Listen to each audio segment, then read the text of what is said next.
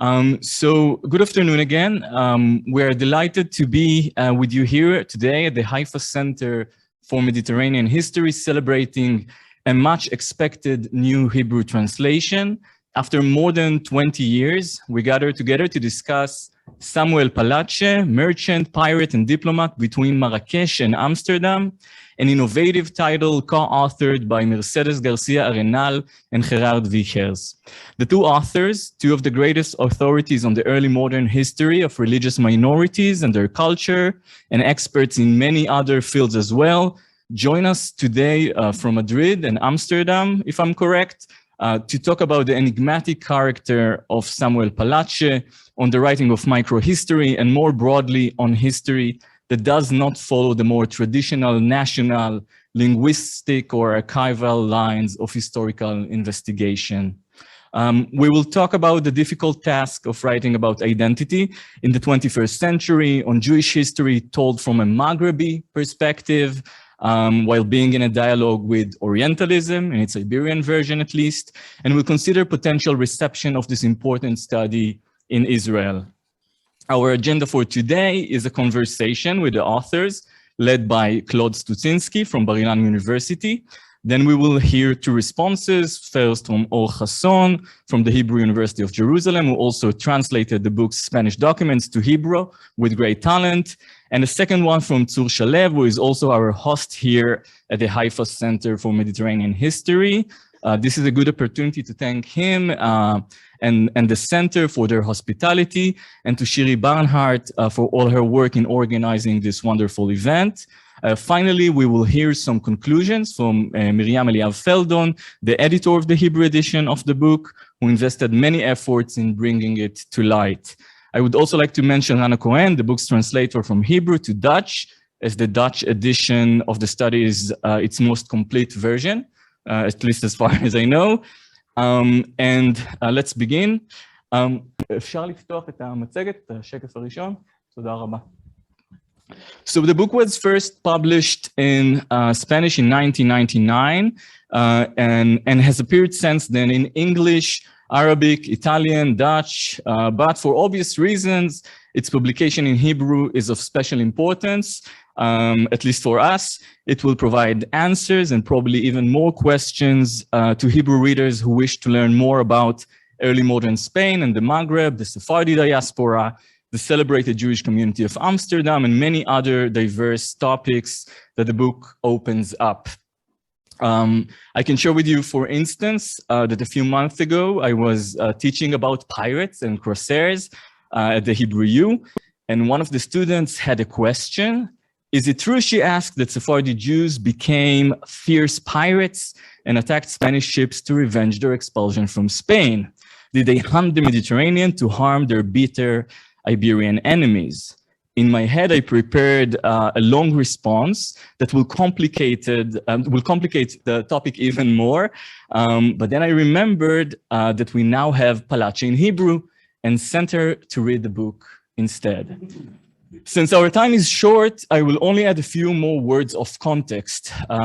As Pallache's publication in Hebrew does not appear in a void, there's a growing thirst among the Israeli reading public, or if we want to be more careful, among Israeli authors for Spain and its ambiguous converts from Jews to Christianity, for Jews who refuse to convert, and for those considering different religious transformations, similarly to Pallache's reality.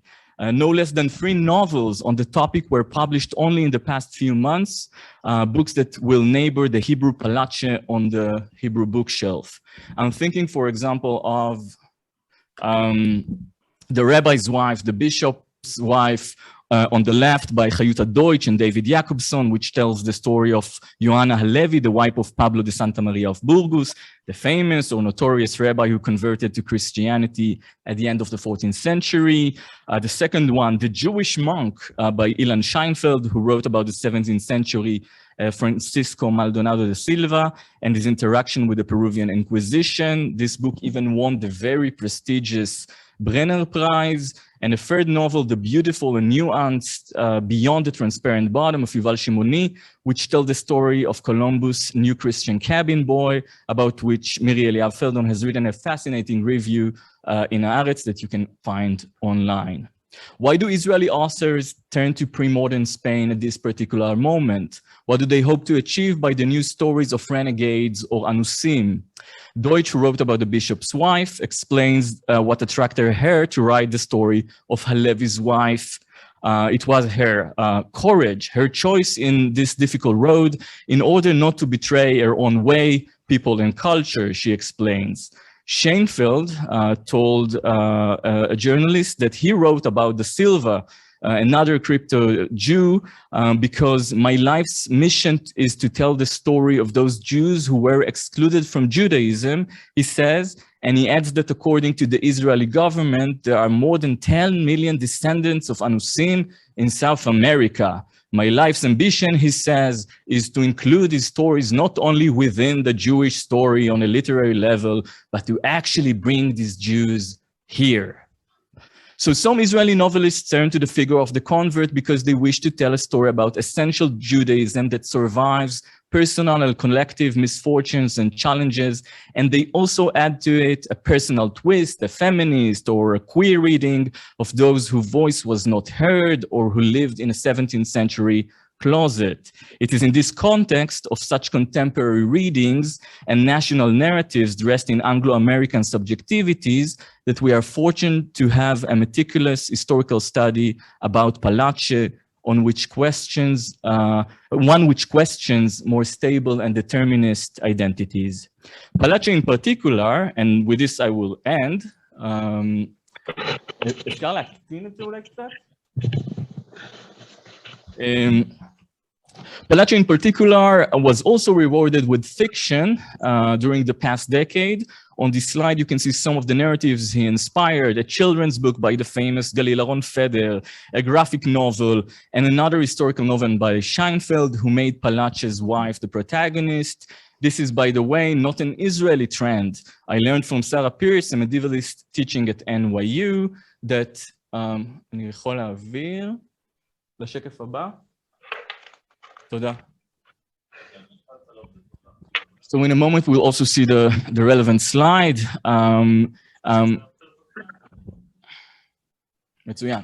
So this is an American trend as well, as an American Jewish press aimed for a religious audience is searching the past for Jewish heroes to educate the youth, among them, for example, the Andalusi, Shmuel Anagid, Rashi, and Maimonides, etc.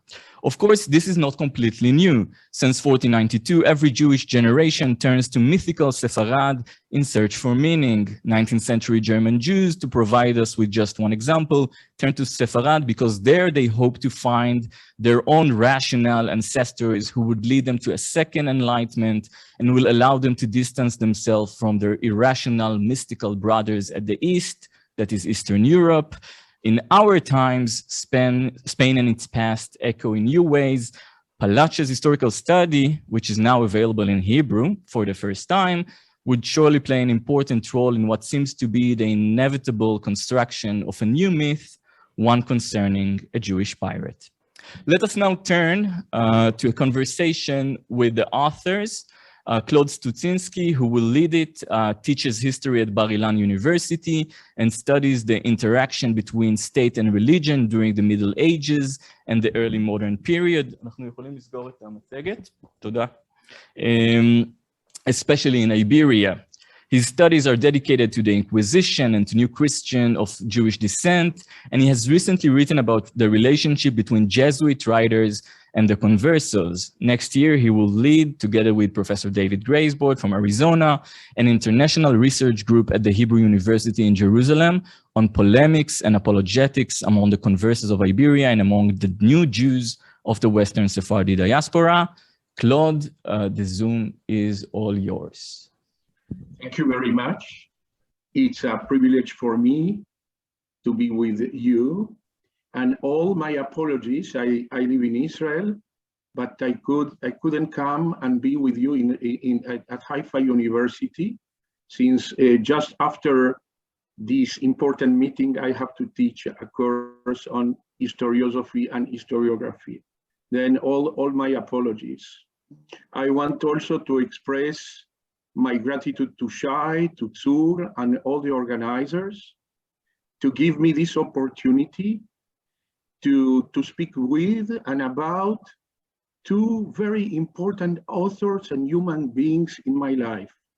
First of all, Mercedes García-Arenal. She's not only a internationally reputed scholar. To read her CV will take me a lot of time. Perhaps I will mention 2 or 3 things. And also Gerard Wiegers, who I know him from different conferences. And even though I am less familiar with the Morisco phenomenon, I was captivated with his co-edition of Al-Hajjari polemical book, in which he also discusses this Morisco return to North Africa, not only with Christians, but also with Jews. And let me just add you something related to what did you say before, Shai, because the list of fiction in Israel around the Pallache family, is even bigger. Let me just add and quote Ilan Sheinfeld's Jewish Parites wife, and his second volume, it seems to be of many, Parites of the Black Sail of Moshe Gulz, which is a comics, and the second volume, Pirate's Trap, and a trilogy written by Michael Margalit, the Sultan's Emissary. I didn't read this book carefully, but I took a look on them. And I have to confess a little bit disappointment. Whereas Gerard and Mercedes, they try to deconstruct and to make a demythification of Samuel Pallache, his family, and his diverse milieus. These fictional writers, they recuperate mostly their life in order to depict before us a kind of, I will venture to say, kind of predecessor of the chutzpah Israeli guy, in the person of pirates who make revenge on Spain and others oppressors of the Jewish people. And in this sense, I think that what we can infer from Gerard and Mercedes' important book, and in these cases were influenced by Gerard and Mercedes' book on Samuel Pallache, is that we have always a very hard battle or fight with collective memory and myth. I think that as historians, we have the duty to try to do harder in order to deconstruct myth, and especially simplistic myth, but the situation is not always easy. And I think that today in the Middle East, it's not easy to accept the personality of a man and his family, who were not only Jews, most of the time, of course, but they were often recognized as coming from Muslim countries, as coming from a kind of East, from the Orient. In other words, the fact that the Moriscos, they are so present around Gerard and Mercedes' book on Pallache. The fact, of course, the ties, the never-ending ties of the Pallache family with Morocco, and even sometimes with the Ottoman Empire. It's much more than a matter of of economical interest or familiar interest. After reading Mercedes and Gerard's book, I have the impression that in some way the Pallaches were a little bit Muslim too, at least in the eyes of many people who surrounded them. And of course, they were identified as Oriental Jews.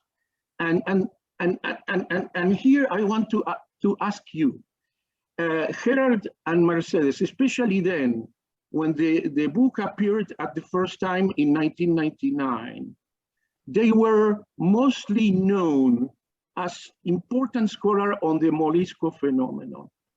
We know that afterwards, Gerard and Mercedes became to be known on many other correlated aspects, including they are not at all, they also made important contribution, for instance, to the converso Iberian phenomenon, whether in the Iberian domains or in the Sephardic diaspora. But at that time, I think, at the 90s, you were especially, I will say, labeled as Morisco scholars. And then my first question to both of you is, in what sense your, I will say, original expertise channeled, structured, or influenced on the outcome of your research on the Pallache family? And it is, of course, related to another question, is on the origin of your research on the Pallache, on Samuel Pallache and his family.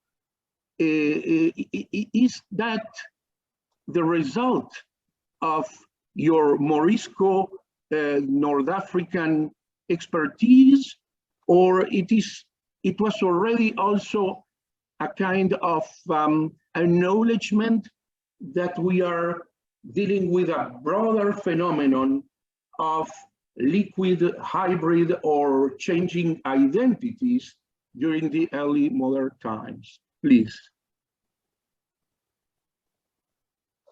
Shall I go? Shall I start, Gerard? Yes, yes, of course. Well, very brief, toda raba to all of you that have made possible this event today, Sur, Shai, but most especially to Ram and Miriam and everybody who has done such a lot of hard work on our book.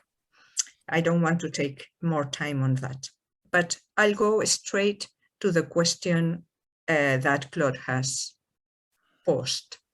I had been working on Moriscos, but by this time I was working a lot on Morocco, and I had been working on a group of Jewish converts to Islam called the Bildiyin of Fez. And I had been very interested, my interest then and forever, I think, was on religious conversion and the limits of religious conversion for one hand, but also the porosity of communities and of religious identities and ideas. In fact, in my case, it was identity which sort of bothered me. Not, I wasn't comfortable using identity. I thought it reified things, and it was not something that was helping us to understand the complexity of Iberian, but in general Mediterranean religious atmosphere.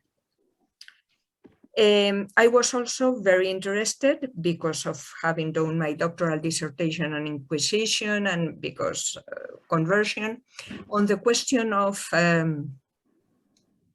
simulation, dissimulation, clandestinity, how people had to reshape or self-fashion themselves to be able to survive in a sort of frontier territory, which sometimes was the only territory allowed to them, no? Unless they belong to very much the core or the elite of their own respective minorities. As how we came to that.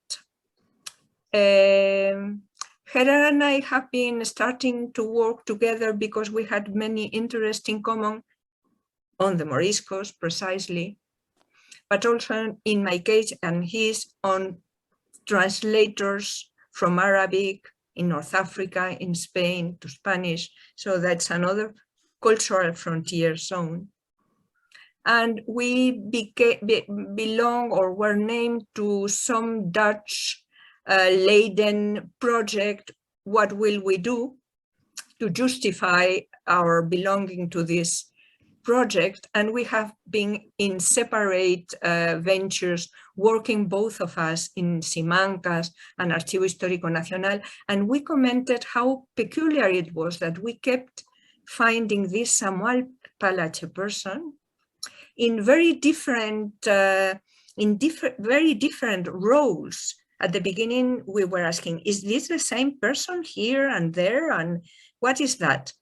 So we decided to go and look more closely to it. And we wanted to write a book which will be useful for our students in the sense that it was very close to the sources and that the book meant a close reading of archival documents,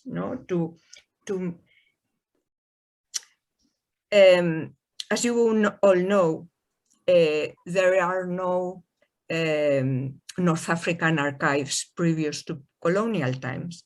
And we in Spain have a lot of material, even in Arabic. We also wanted to show our students in Arabic and Islamic departments that there is another kind of source that can be useful for us. Not just inquisitorial or not just Arabic, but there are other kind of documents which are sometimes extremely inspiring. So we wanted to do a book for students with the sources. That's why Hasson has had to do this tremendous, difficult, hard work. But we also were doing, if you allow me the pretentiousness, we were doing microhistory before microhistory was clearly delimited, no? We wanted to put the focus, a very precise focus, in a rich individual guy or family. And with this very close focus and close reading to start opening, start opening the lens and see what could we learn from him about the world he had to live in. That was our first. We've been talking so much, Gerard and I, that I am speaking more about what were my ideas and what we discussed to do together. But now I pass the Zoom to Gerard, who came from a different background and a different package of interest. But in my case, the interest for Jewish conversos didn't come afterwards. It has to do also with my upbringing. I did at university in Spain what was there called Filología Semítica, which means you studied Hebrew and Arabic very strongly for 4 years. And at the end, I didn't know what to do and what to do with my PhD thesis, and I presented 2 projects, one with Jews and converts, another with Moriscos, and this is the one who was approved, but it was mere chance. It was throwing a coin in the air, but my interest has been always there. Also my interest in Hebrew language. Gerard, sorry for taking so long. Thank you. I also want to join Mercedes, first of all, in thanking you for organizing this wonderful meeting, and especially Miriam and Ran for their work on this Hebrew edition, with which I'm very, very happy. So the questions you asked, Claude, were we predominantly Morisco scholars? For myself, I came from a study of religion background, and at a certain moment joined a research group in Leiden, where one of the main interests was what they at the time called the phenomenon of acculturation. What happens with cultures when people meet, are entangled, and there was this research project on the Muslim world and Europe, which I joined then in Leiden University. I think that was that led, in my case, to a number of research questions, and I came in contact with people who worked on Moriscos, especially Gerard Drost, who published his thesis later on the publications about the Moriscos. That certainly was important to me. But initially, my own interest was predominantly the Mudejar period. So the Muslims who lived as Muslim minorities, recognized Muslim minorities in Christian territories. Predominantly, at the time, I was interested in a Mudejar Mufti called Isa of Segovia, who lived as a scholar, translator of the Quran in the city of Segovia. And I grew increasingly interested in his work. In a sense, a sort of coincidence played a role in my interest, because just leafing through the inventories of inventories of Castilian nobles, I suddenly came across that one particular nobleman in the noble family in the middle of the 15th century in Castile possessed works of this Mudejar scholar. And I was amazed, because until that moment, I had imagined that all these people were writing either in Arabic or using Spanish with Arabic script. But then I realized that this could not be the case here, that this work was read among Christian nobles in Latin script. So to me, that was something that was very inspiring in thinking across divisions among different groups. I realized, and I pursued on that furthermore, that it might be possible to find traces of these minorities outside where earlier scholars had searched for them. And in fact, that proved to be a very fruitful way of approaching the field. And I think later on, that only became stronger as a trend in this research, that once you realize how entangled these groups are, you learn a lot. And that has stayed with me until the very moment of today. Later on, again, a sort of coincidence, I was interested also, being in Leiden, in the history of Arabic studies in the Republic. And as you will know, the Morisco period was also the period in which Oriental Arabic studies started to flourish in the Republic. First chair of Arabic in 1613, Thomas Eppenius. And I then found that Eppenius had not only been in contact with this Moroccan Andalusian scholar, but in fact that Andalusian Moroccan scholar was a man of whom we had this polemical text that at the time was worked on by several scholars. And so that's how I got interested also in Al-Hajari and Moriscos. And writing my thesis, I came in contact also with Mercedes, and as she already said, our work in Simancas brought us into contact with, or we found documents on Samuel Pallache. This grew out to the book that you have before you. And one of the things that I wanted to say here briefly is that,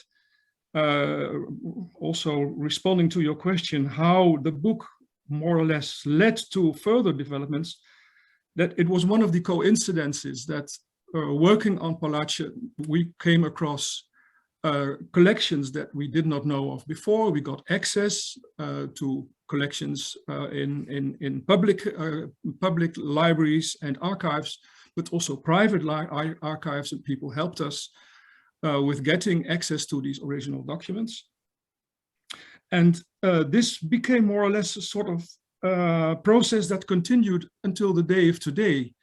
And one of the peculiarities of working on Pallache is that these people, or that documents about him, seem to appear in different places in the world.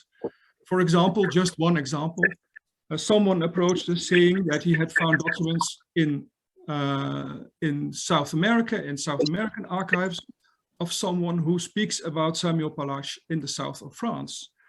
And this has been something that has been going on, as I said. Somehow our work sparks the interest, and it being the case that also because of, I think, the way the family lived, documents about them, sources about them have been spread into many parts of the world. And our work on the project, our work on the book, our continuous work on the book leads to new discoveries, the implementation of new material. And one of the things that has been very important, I think, an important addition to the Hebrew translation, the Hebrew edition now, is that we have also been able to integrate a court case that it appears to be in the archives in The Hague, which again sheds new light on the family. So let me leave it at this. I think it tells you something about how we work with the book, how it fits into trends in research, perhaps. The last thing that I wanted to say is that perhaps also between the period in which we started and now, there has been much more recognition of the agency of those minorities. And for example, a few decades ago, these people, the converts, Moriscos, forced convert Sephardim, were studied, I think, more from the outside. And nowadays we see that there was much more agency, much more went on among these communities in terms of choices, in terms of influencing the outside world than we hitherto knew, we were aware of at the time. And that, I think, also makes the study of these groups also in their entangled relationships, Moriscos, converts, Mudechars, to such a fascinating research. Thank you. Sorry. If I may add a little thing that you also asked, or was in your question, about the reception of the book. I want to add to what Gerard has said, that we haven't forgotten the Pallaches, and that we keep finding small things that tempt us to write another chapter. So now we are thinking, if we finish other projects that we have, of doing a new Spanish version. Yes. Wow. Yeah, but what I wanted also to point about the documents we have been finding lately, and which I find very interesting, is the different options different members of the family took, which also show a lot, or say a lot about minorities, about migrants, about cultures and religions, the different options and the different approaches to new settings that different members of a family take, and how they build their lives in different ways. And one last thing, also in the period since we wrote the first book, there has been a historiographical change, which is not only historiographical. I think when we wrote this book, the idea of a well-defined identity was more difficult to challenge than nowadays. We thought it was going to be a book that no Jews, no Moroccans, no Spaniards would really like. What is this kind of fauna that we cannot classify it or categorize clearly? But I think that, on the contrary, nowadays, the interest for entanglements, connectedness, hybridity has helped our book to be read in the sense that we wanted it in the first place.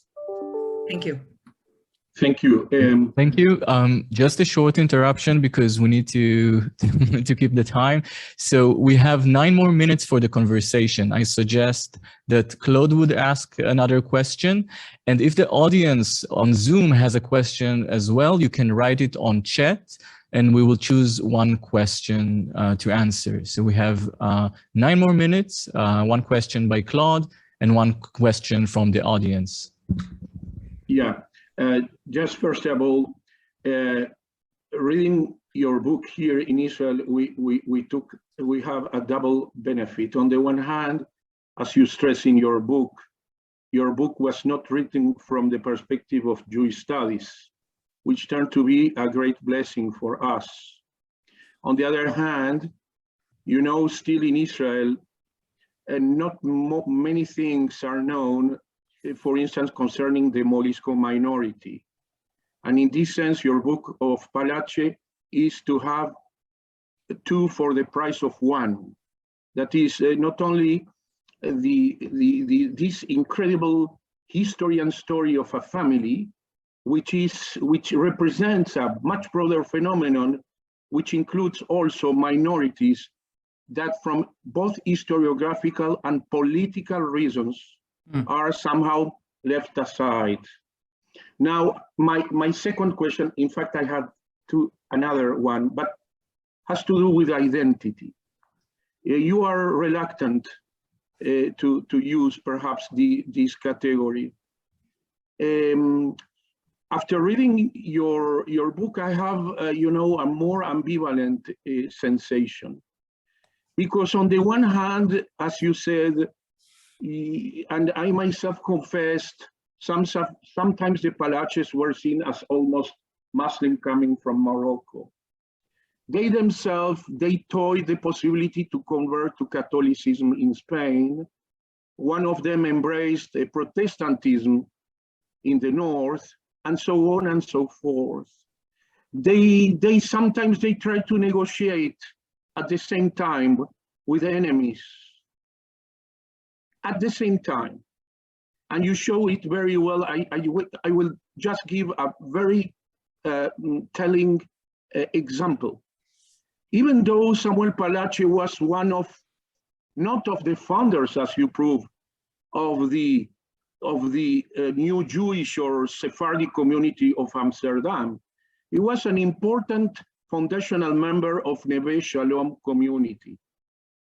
Even though, as you showed, he was not fully accepted by the community, and he couldn't even marry members of his family with conversos returning to Judaism. Moreover, sometimes the Pallaches, like the Cancinos from Oran, they even make some delations to the authorities, telling the crypto-Jewish penchants of new Christians.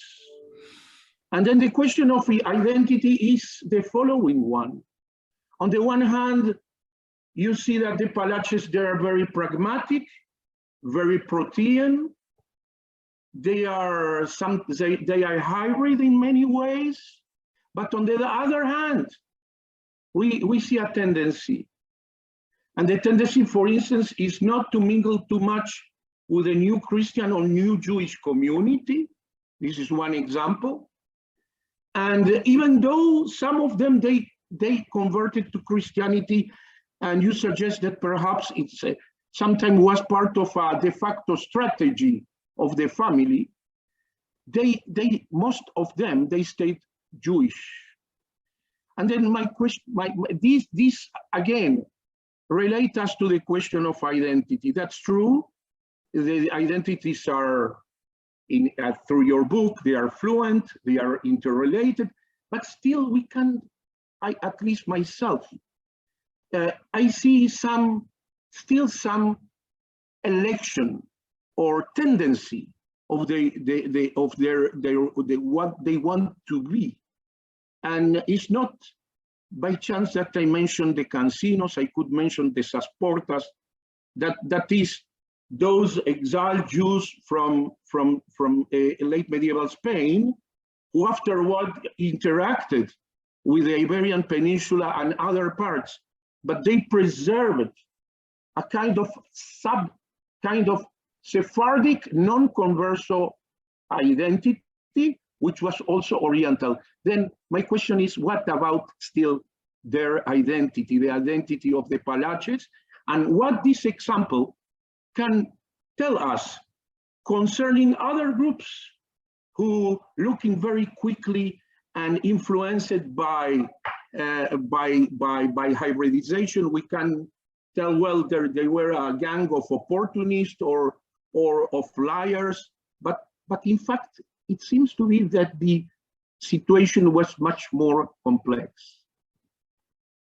Because we don't have a lot of time, if you can limit your response to a relatively short one, that will allow us to have another question from the audience. So thank you. Very, very short, because I want to leave space for Gerard. In my case, the idea of identity was larger than just religious.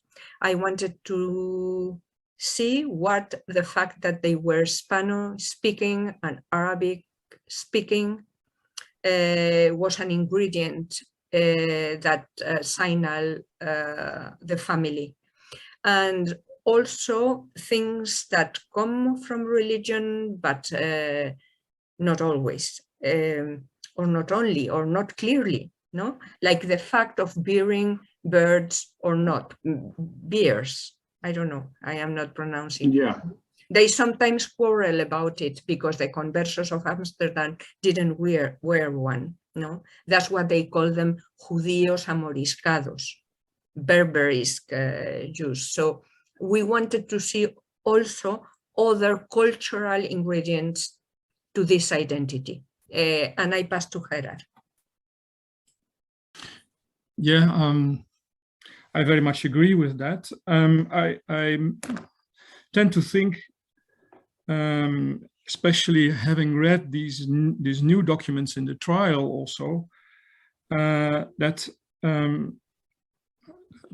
perhaps these groups or these families, such as the Pallache family, had ideas about religion and culture that are hard for us to get hold of, because not much is said about it, but may not be overlapping with our ideas, let's say, about Judaism or Islam or culture, that they have found a sort of space which they have in the family, and which is not even shared there, because if you look at these documents, you will find that, for example, Samuel and Joseph seem to choose another way, and then Joseph's son Isaac, who indeed, as you were referring to, converted to Protestantism, but later it becomes very unclear whether he still can be considered a Protestant, and in the end his life becomes very shadowy. But there are tensions in the family. So what exactly, let's say, on a level of culture and religion explains that behavior or can be connected to that behavior and the choices they make, I think it is a fascinating topic, but it still escapes us. But maybe the space is larger than the fixed boundaries of religion and culture in which we often tend to think that they lived. Yes. That would be my addition. Thank you so much. We have time for one question from the audience. Tamar, I think that you asked a question, right? We cannot hear you. Do you mind asking it on Zoom? Oh, I think it's also. Yeah, I thought it was, since I was asked to write it down, I assumed you will be reading it, but I can also read it out loud, if you prefer. Yes, please. Okay, so I'm just thinking, the book is also often celebrated, not just as an early important example of microhistory, but it's a very special example of what Francesca Trivelato celebrated as a global kind of microhistory. So not only in telling the entangled, in revealing the entangled histories of Christians, Muslims, and Jews, but also in linking the micro-historical level also very much human agency with a macro level of macro transregional and transnational developments. And it was indeed a very early example of this kind of a global micro history. But there have been, after that, the publication of the book, other studies. So I would be interested in hearing your thoughts about the book's role in also paving the way in this direction.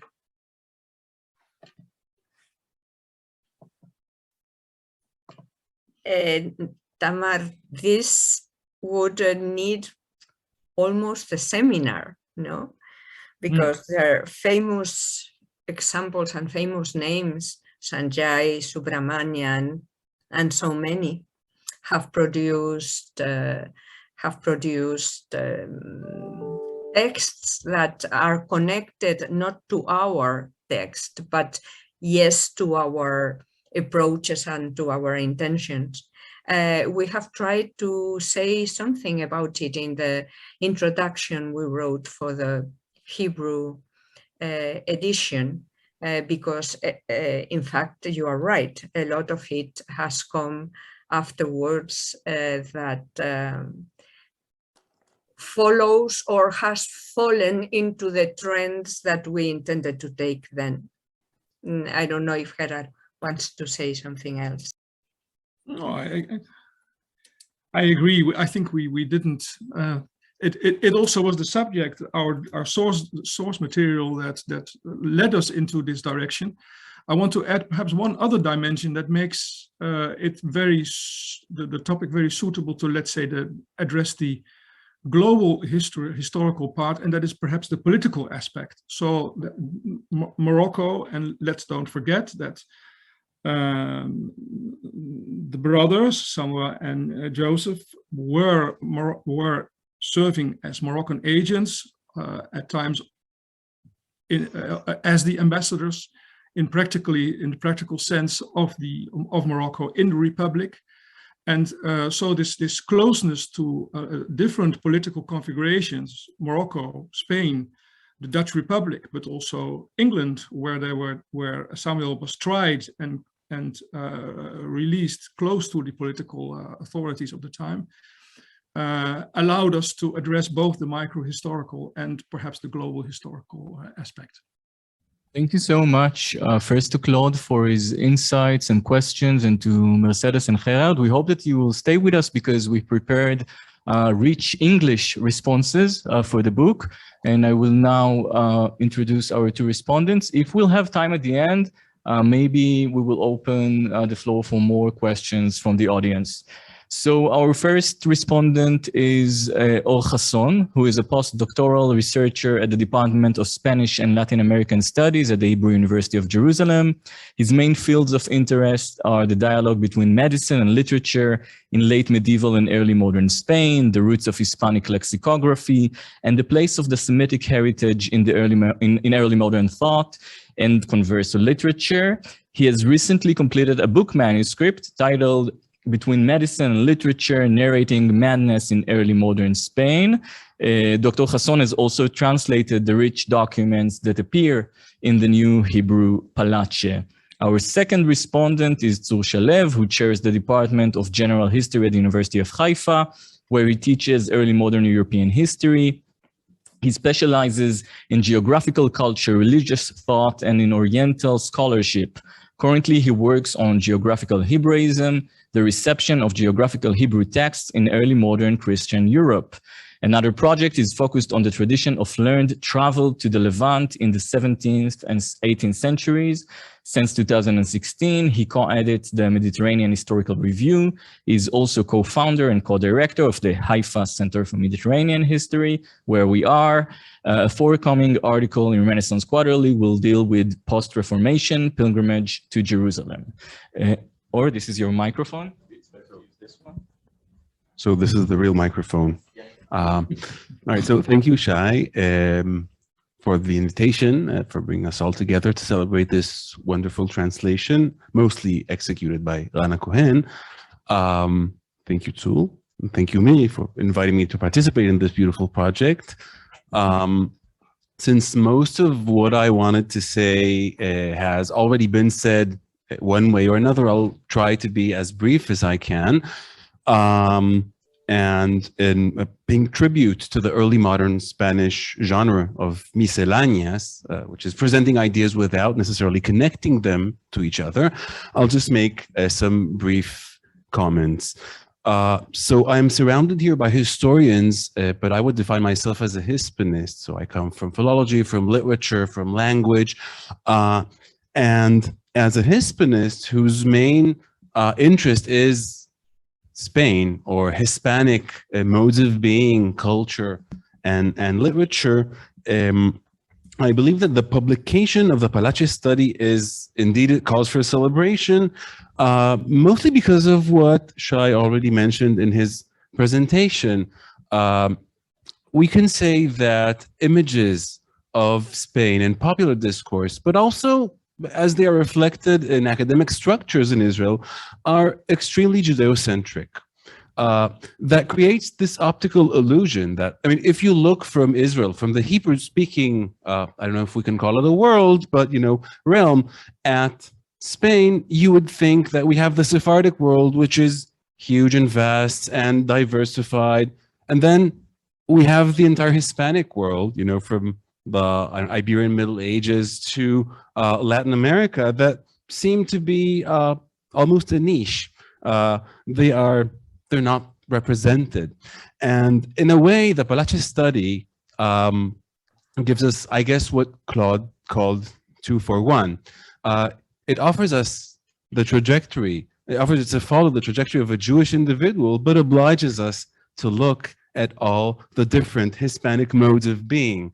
And it shows us how Sephardic lives, and I'll be very careful with using the term experiences, but lives and interactions almost make no sense if we don't take into account this broader context. So that's one thing.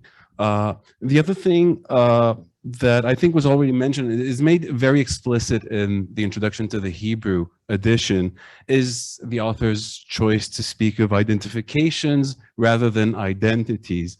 I think it has already been said, so I'm not going to expand much, but I would only say that this reminds us how tentative the categories, the religious and social categories we tend to so facilely employ, how tentative they really are, or how they depend on context.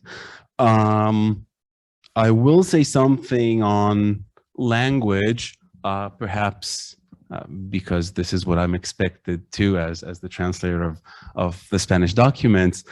So as the authors mention, and they do that very cautiously, Pallache's Spanish is indeed just as Spanish as any other Spanish document, but it does have certain characteristics that are quite notable, especially in the early documents, the ones, you know, from Morocco.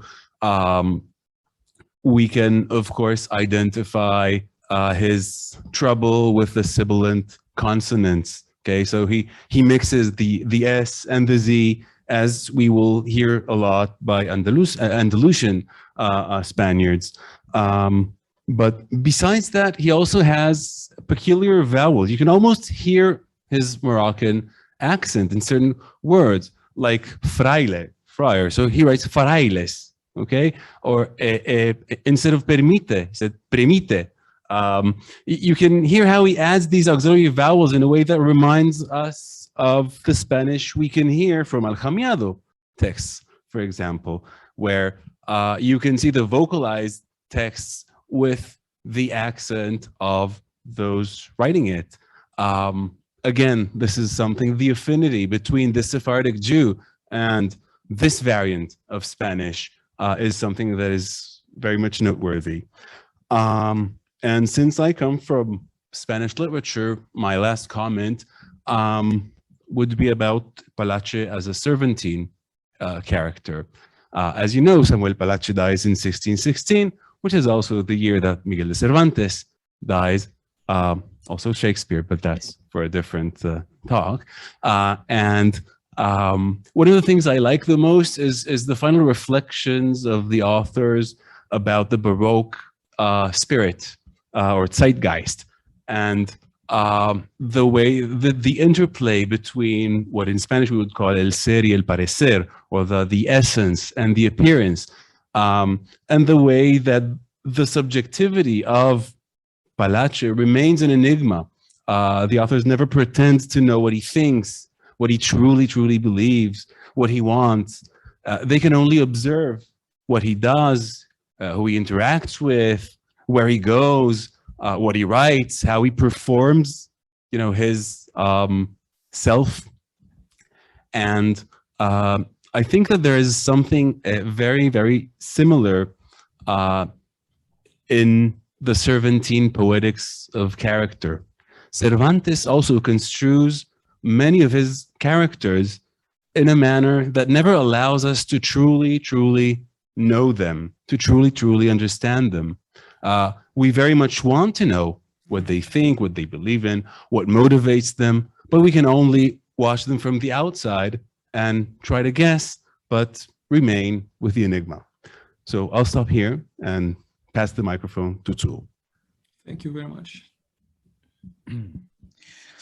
Thank you, Shai, for putting together this wonderful book launch or translation launch. We're delighted to host you here as a visiting student at the Haifa Center for Mediterranean History, and we appreciate your important contribution to the intellectual life of the center. I will limit my response and address only 3 points that seem to me worth highlighting.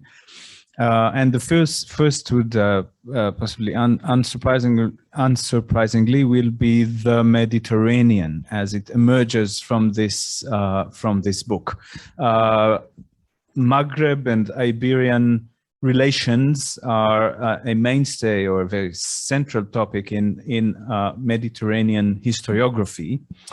However, in this story, the geography is quite different. I mean, it's Amsterdam and it's Goa and it's London and it's also Istanbul and Jerusalem. So where is the Mediterranean? Is it still a Mediterranean story in the sense that we are used to? So that's a question that I'm not sure I can answer here, but it's definitely worth noting. So I'm not even trying to propose a definition for the Mediterranean now, but if we use the notion of networks and the intensity of networks, then definitely we see an intense network here that goes beyond the shores of the northern and southern shores of the Mediterranean. This network expands much to the north and also to the west and the east. So this is perhaps a new Mediterranean. Is this the Mediterranean post the northern invasion of Brodel? Mediterranean with new actors, the Dutch, the English, in which traditional players still take a central role. So this might be a point in the transition of the Mediterranean from really an enclosed centered sea to a more global arena. A second point I'd like to make is relates to information. The figures described in the book, the Pallache family and their likes, leave a massive paper trail.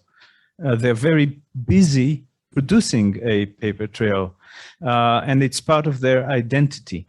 It's a book about national and religious identities and conversions and being mediators and in between agents. But for me, as I was reading the book, it's also about a history of information. It's about obtaining information, hiding information, selling information, this is really one of the main items that the Pallaches trade in. They're discussing information in the paper trail they leave. They're talking about documents. They're talking about the movement of documents, about rumors. They leave memoranda, political and geographical memoranda. They discuss passports. They produce court testimonies and records. Again, an endless paper production. So more than precious stones, leathers, or explosives, all those items that they did trade in, this is indeed a history of trading in information. And this is why I'm not entirely sure, and I might stand trial in front of the historiographical inquisition here, but I'm not sure entirely this is a micro-historical study for that reason, because it is self-producing documents and not, let's say, not by proxy. This system of information relies on a robust system of couriers, on postal systems, on judicial structures in different countries. So when we consider this nexus of travel and information, this book becomes, to me, important not only as the story of Jews between worlds, but also but also for the history of an early information society, its mechanisms, aims, successes, and limitations.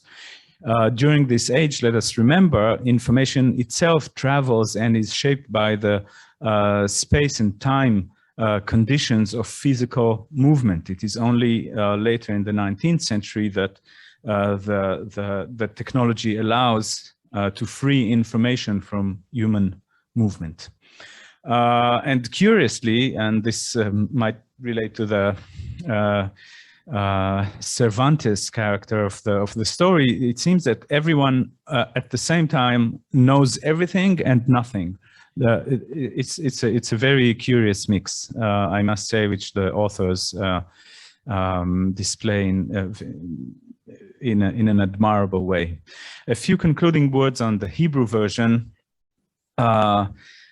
Again, since its publication, we know that this is an important contribution, and I'd like to congratulate here Ran Hacohen and also Or Hasson, the translators who produced such a precise and at the same time flowing Hebrew text. It's really a pleasure to read and quite an impressive work. It's a terrific addition to the library of works dealing with intercultural encounters, frontiers, Orientalism, and of course Mediterranean history. As Mercedes said, the closeness to the sources is of great value to us as teachers. And the appendix, of course, is a wonderful gift to history students and teachers. It will allow us to discuss in class the various problematics regarding microhistory and global history, notions of self vis-a-vis imposed identities, and the history of Jews in Morocco as part and parcel of what in Israel we curiously call general history. So I'm glad that finally this Hebrew edition matches the set of, or completes the set of languages that the Pallaches spoke themselves. Thank you. Thank you too. We will now turn to Professor Miriam Eliav-Feldon for some conclusions, but we won't conclude with that because we might have a few minutes for one or two questions from the audience here or on Zoom. So Miriam Eliav-Feldon is Professor Emerita in the Department of History at Tel Aviv University, former chairperson of the Historical Society of Israel and former editor of Zmanim, an historical quarterly. She's also the editor of the Hebrew edition of the book on Pallache. Well, thank you very much. I'd like to apologize first for wearing my sunglasses throughout because I forgot my regular glasses at home, and without glasses, I don't see anything. So I'll just talk as a blind person. First of all, of course, I should start with gratitude, with expression of gratitude to Shai, who organized this this launch of the Hebrew edition of the book, to Tzur as our main host of the event, to Hacohen and Hasson, who did a marvelous job on translation. I have much experience with editing translations, and this is one work I had very little work on, and I enjoyed it immensely. And of course, to the authors, to Mercedes and Gerard, whom I knew previously, but only a few meetings, and working with them now on the book was a real pleasure, and really I'm very grateful. I also have to add thanks to the Magnes Press, who agreed to publish the book in Hebrew, and were very cooperative, and it was very nice working with them. Benny Mer, who is the editor, the language editor of Magnes, also they all enjoyed the book very much, and it was really very nice working with them. I'd like to mention also, in addition to the books that Shai mentioned at the beginning of books in Hebrew, we are in a few weeks' time, by the end of this month or early June, it will appear in Hebrew a book by Daniel Hirschensohn, who some people here know personally. The book was published in English 2 years ago. It's called The Captive Sea.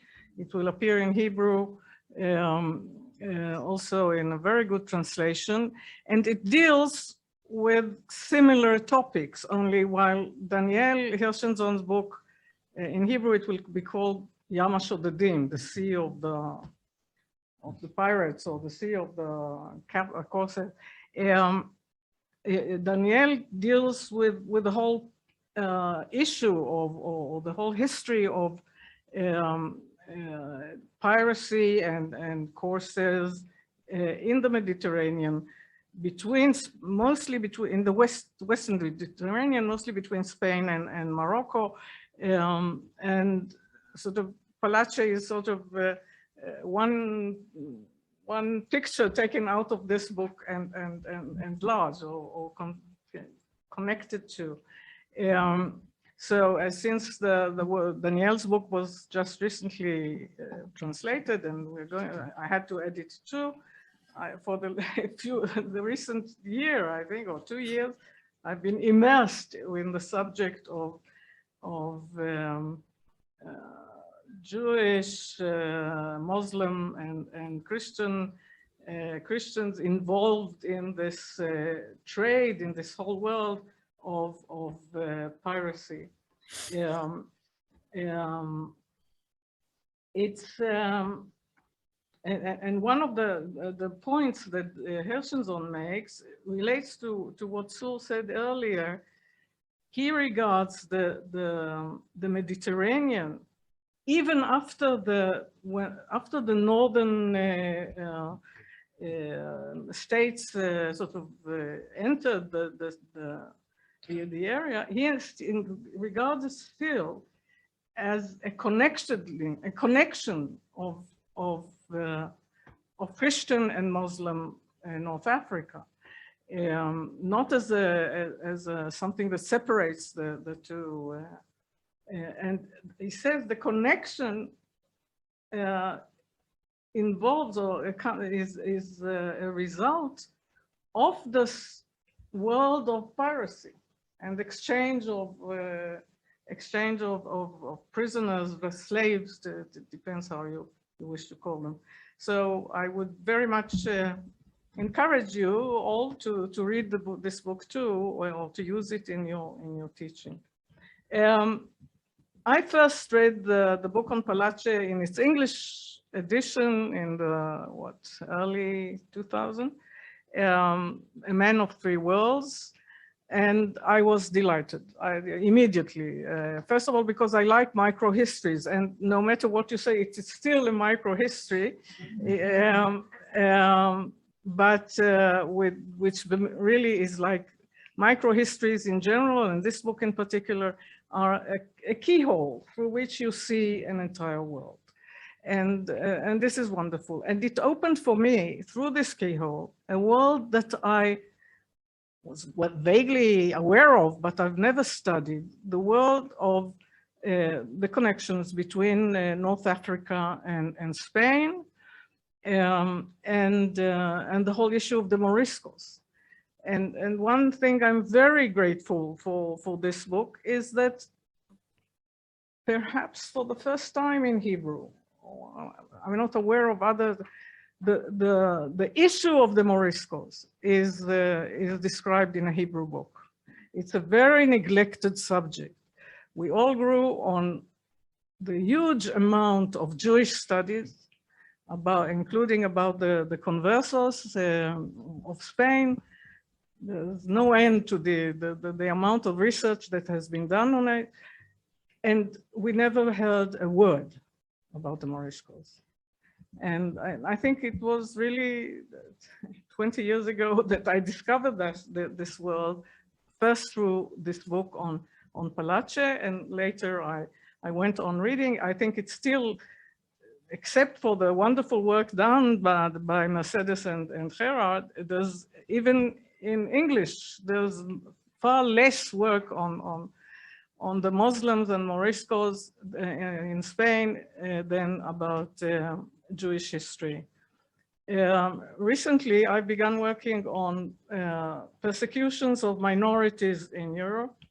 And after some reflection, I decided to leave the Jews out.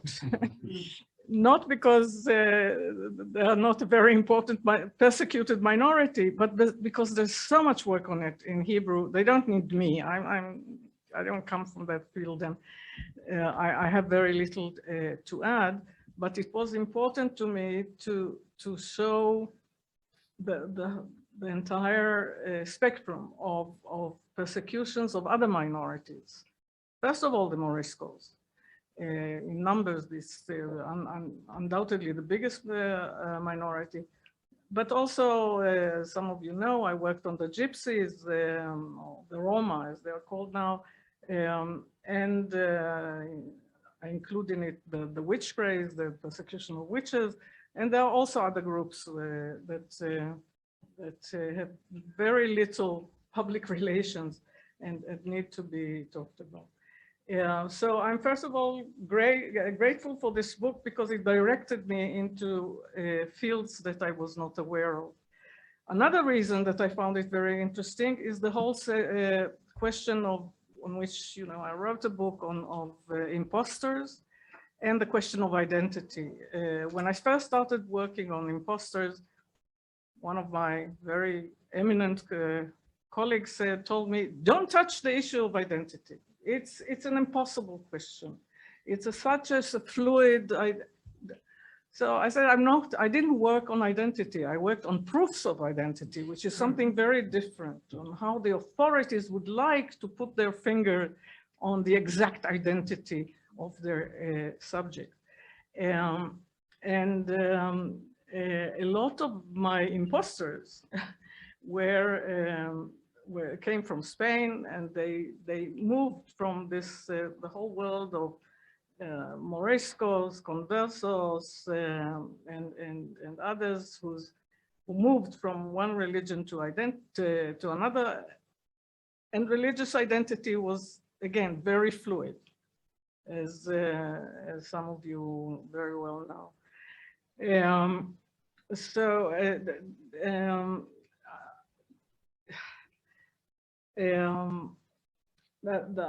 I need to tell you a bit the history of publishing this book in Hebrew. After I read the English version, I went to some of my publisher friends and said, "Listen, this is brilliant. You need to translate it into Hebrew." And the reaction was, "No, it's not." First of all, Pallache is not a very nice Jew. He was willing to convert, his sons converted, he was a pirate. We don't want another book on Hebrew. So I didn't succeed. And when I finally, I'm now working with Magnes on other books, and I managed to succeed in to convince Magnes to publish it. It was I was delighted, but then the authors said, but you have to publish it from the Dutch version. And I said, oh my God, finding someone good to translate from Dutch into Hebrew is not going to be easy. It's going to be very expensive. What shall we do? Fortunately, I know Ran Hacohen a bit, and I asked him whether he will be willing, and he said, yes, of course. And not only that, he also managed to get some contribution of money from there's a group of Dutch foundation with the Dutch friendship group. So, and he did a marvelous work. And as was mentioned here before, during our work, the authors continued to give us new material. So we had to go, to go over certain chapters again and again, and to move things and to change things. And I think it's true to say that now the Hebrew edition is the ultimate version of the book. And if, as Mercedes said, they're going to publish a new Spanish edition, they'll have to translate it from the Hebrew. Yeah. We really have some very new material, fascinating material that keeps growing, keeps being added to this story. But I agree with what Claude said at the beginning, or in one of these questions. It's a study not done, and I think this is one of its great merits. It's not done from the Jewish perspective, from the Jewish studies perspective. It comes from another perspective of relations between Morocco and Spain, of relations between Morocco and Holland. It's and the Jews are mediators, or they form some connections, but it's not. And I think it's really very refreshing that it's not about the Inquisition. It's not about how conversos were discriminated or persecuted. It's about something else, and this something else is a very important addition to our work in the academic world. And I'm sure this book will have readers not only in the academic world. We already got some reactions from readers who are interested in Hispanic history, in North African history. So I'm very happy that this book came out, and we'll continue with other books of this nature. And thank you very much, everybody. Thank you so much, Miri. Are there any questions from the audience here or on Zoom? If so, please write your name on chat or raise your hand. Mercedes, Gerard, if you have any response, this is your opportunity as well.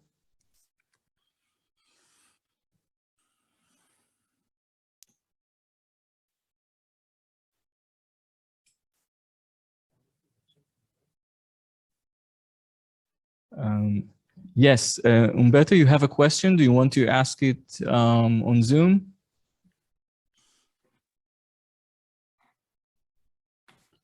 Okay, maybe I can ask for you. You're asking, how much did travel matter in defining Pallache's identification? Maybe Mercedes and Gerard would like to answer? Please. Gerard, do go ahead if you want. Oh, please, Mercedes, you can start if you want. Yes, I think it matters a lot.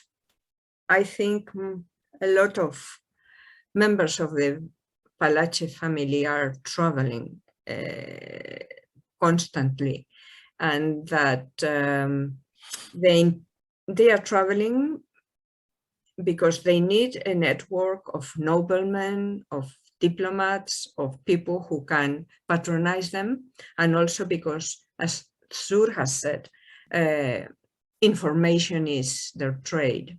So they have to travel to get first-hand information.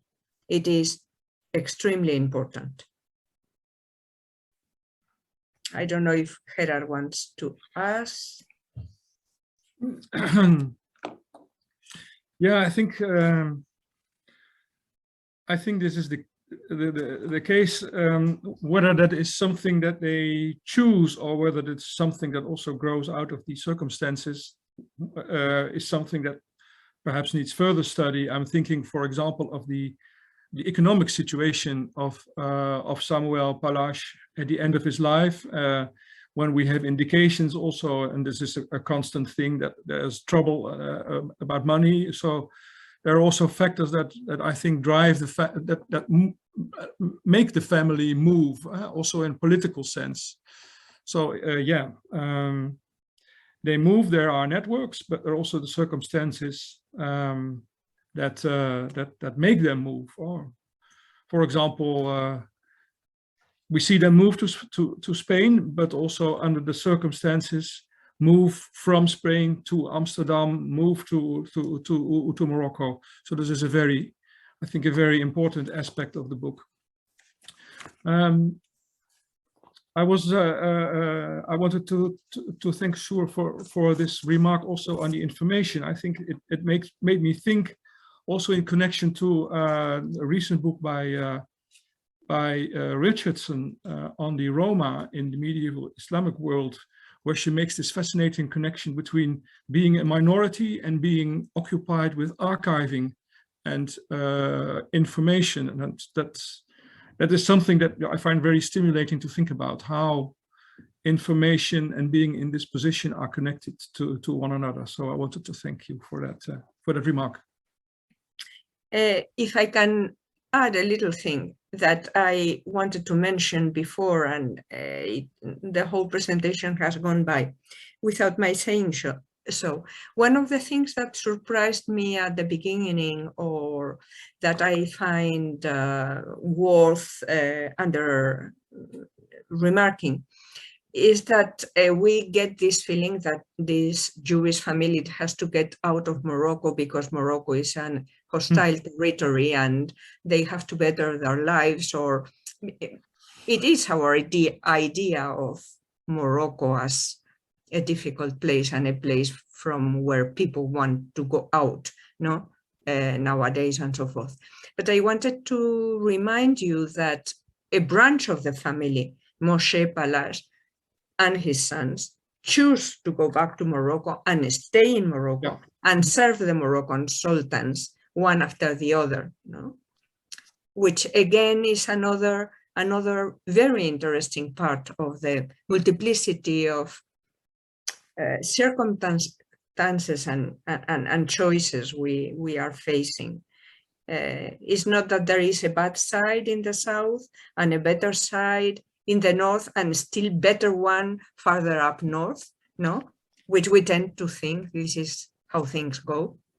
We have this sort of unconscious bias in our heads. And the example of Moshe and his sons is very interesting.